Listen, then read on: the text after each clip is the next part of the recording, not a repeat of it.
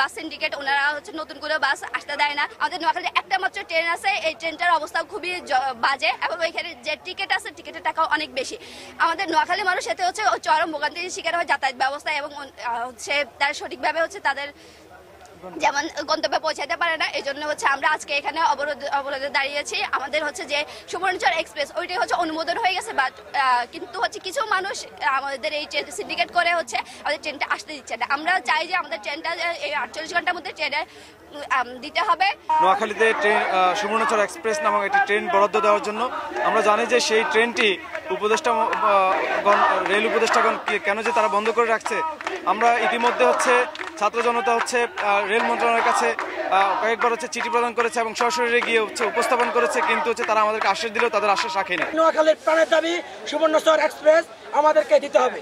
আপনারা জেনেছেন বিগত সরকারের সময় এটি বরাদ্দ হয়েছে, কিন্তু আজ পর্যন্ত নোয়াখালীতে যাত্রী হয়রানি মুক্ত আমরা হতে পারিনি।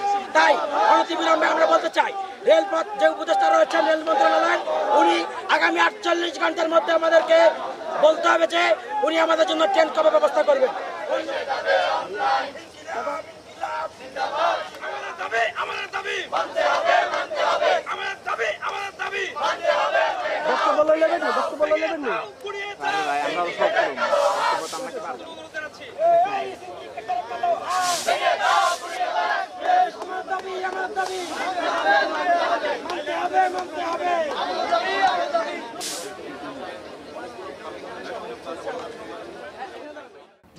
সালে নোয়াখালীতে সুবর্ণচর এক্সপ্রেস নামে একটি ট্রেন বরাদ্দ দেওয়া হয়।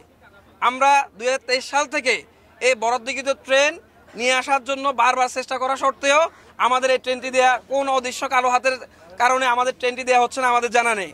আমরা 5 আগস্টের পরে বৈষম্য বিরোধী ছাত্র আন্দোলনের পক্ষ থেকে আমরা ঢাকায় যে আমাদের রেল উপদেষ্টা জনাব ফজলুল করিম সাহেব, ওনার কাছে আমাদের ছাত্র প্রতিনিধি পাঠানো হয়েছে যে আমাদের যে বরাদ্দকৃত ট্রেন এই ট্রেনটি যেন দেওয়া হয়।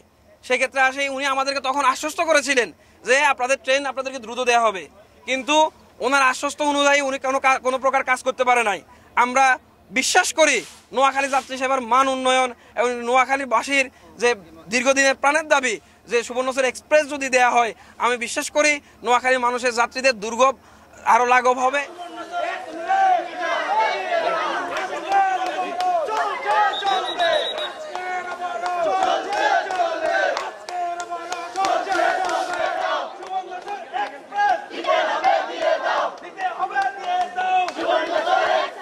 স্যার, আমরা গত 9 মাস ধরে আমরা ট্রেনের জন্য